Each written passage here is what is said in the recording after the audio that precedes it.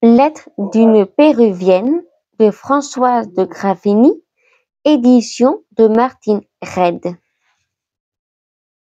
13e lettre. Me voici, enfin, mon cher Asa, dans une ville nommée Paris. C'est le terme de notre voyage. Mais selon les apparences, ce ne sera pas celui de mes chagrins.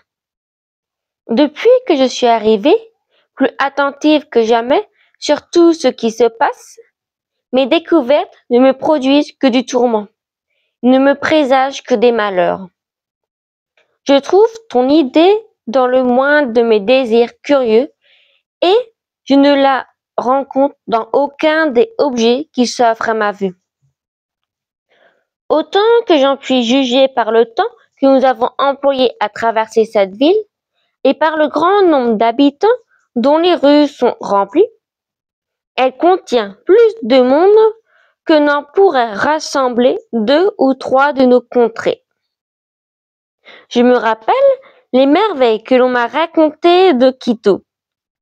Je cherche à trouver ici quelques traits de la peinture que l'on m'a faite de cette grande ville. Mais, hélas, quelle différence! Celle-ci contient des ponts, des rivières, des arbres, des campagnes. Elle me paraît un univers plutôt qu'une habitation particulière. J'essayerai en vain de te donner une idée juste de la hauteur des maisons.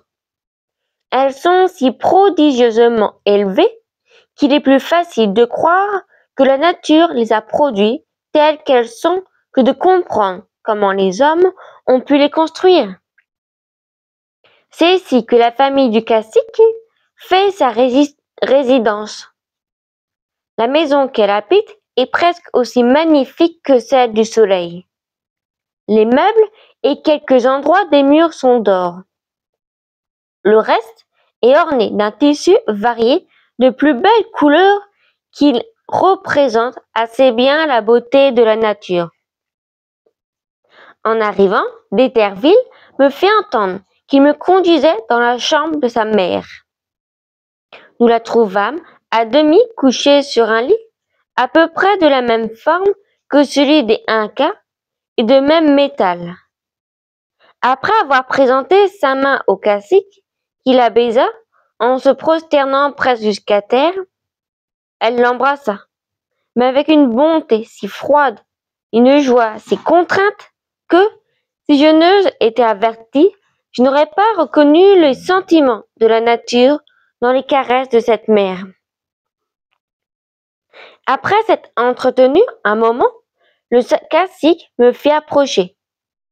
Elle jeta sur moi un regard dédaigneux et, sans répondre à ce que son fils lui disait, elle continua d'entourer gravement ses doigts d'un cordon qui pendait à un petit morceau d'or. D'Éterville nous quitta pour aller au-devant d'un grand homme de bonne mine qui avait fait quelques pas vers lui.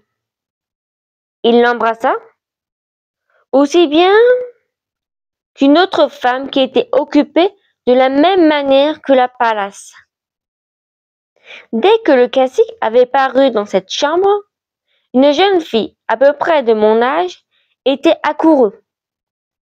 Elle le suivait avec un empressement timide qui était remarquable.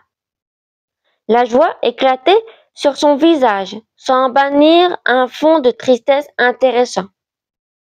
D'Éterville l'embrassa, la dernière, mais avec une tendresse si naturelle que mon cœur s'en émut. Hélas, mon cher Asa, quel serait notre transport si après tant de malheurs le sort nous réunissait? Pendant ce temps, j'étais resté auprès de la Pallas par respect. Je n'osais m'en éloigner, ni lever les yeux sur elle. Quelques regards sévères qu'elle jetait de temps en temps sur moi achevaient de m'intimider et me donnaient une contrainte qui gênait jusqu'à mes pensées. Enfin, comme si la jeune fille eût deviné mon embarras, après avoir quitté d'Éterville, elle vint me prendre par la main me conduisit près d'une fenêtre où nous nous assîmes. Quoique je n'entendis rien de ce qu'elle me disait, ses yeux, pleins de bonté, me parlaient le langage universel des cœurs bienfaisants. Elle m'inspirait la confiance et l'amitié.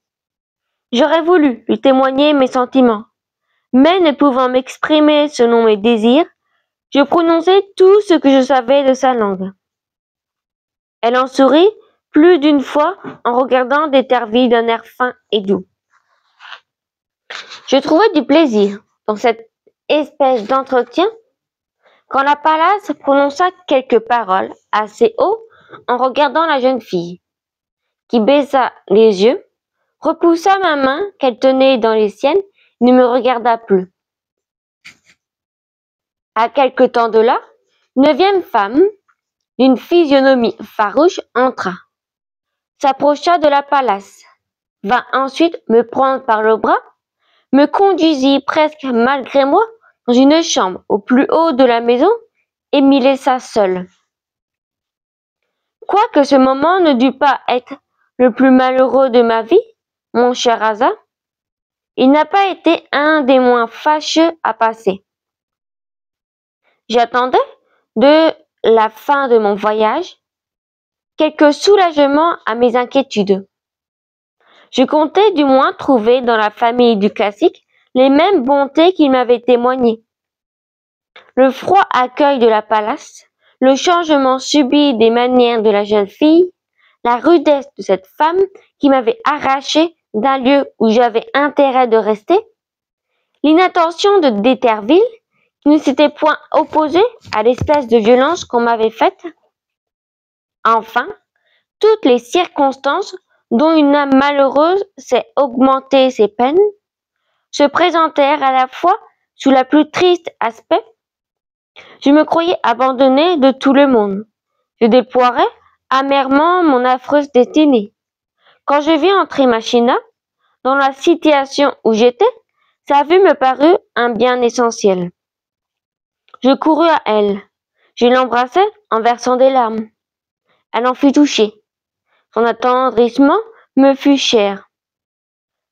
Quand on se croit réduit à la pitié de soi-même, celle des autres nous est bien précieuse. Les marques d'affection de cette jeune fille adoucirent ma peine. Je lui contai mes chagrins comme si elle eût pu m'entendre. Je lui faisais 1000 questions comme si elle eût pu y répondre. Ses larmes parlaient à mon cœur. Les miennes continuaient à couler, mais elles avaient moins d'amertume. Je crus qu'au moins je verrais D'Eterville à l'heure du repas. Mais on me servit à manger et je ne le vis point. Depuis que je t'ai perdu, chère idole de mon cœur, ce classique est le seul humain qui eut pour moi de la bonté sans interruption. L'habitude de le voir s'est tournée en besoin. Son absence redoubla ma tristesse. Après l'avoir attendu vainement, je me couchai. Mais le sommeil n'avait point encore tari mes larmes quand je le vis entrer dans ma chambre, suivi de la jeune personne dont le brusque dédain m'avait été si sensible. Elle se jeta sur mon lit et, par 1000 caresses, elle semblait vouloir réparer le mauvais traitement qu'elle m'avait fait. Le classique s'assit à côté du lit. Il paraissait avoir autant de plaisir à me revoir que j'en sentais de n'en être point abandonné. Il se parlait en me regardant et m'accablait des plus tendres marques d'affection. Insensiblement, leur entretien devint plus sérieux. Sans entendre leur discours, il m'était aisé de juger qu'ils étaient fondés sur la confiance et l'amitié. Je me gardais bien de les interrompre, mais sitôt qu'ils revinrent à moi, je tâchais de tirer du classique des éclaircissements sur ce qui m'avait paru de plus extraordinaire depuis mon arrivée. Tout ce que je pus comprendre à ces réponses fut que la jeune fille que je voyais se nommait Céline, qu'elle était sa sœur, que le grand homme que j'avais vu dans la chambre de la Palace était son frère aîné, et l'autre jeune femme son épouse. Céline me devint plus chère en m'apprenant qu'elle était sœur du cacique. La compagnie de l'un et de l'autre m'était si agréable que je ne m'aperçus point qu'il était jour avant qu'ils me quittassent. Après leur départ, j'ai passé le reste du temps destiné au repos, à m'entretenir avec toi.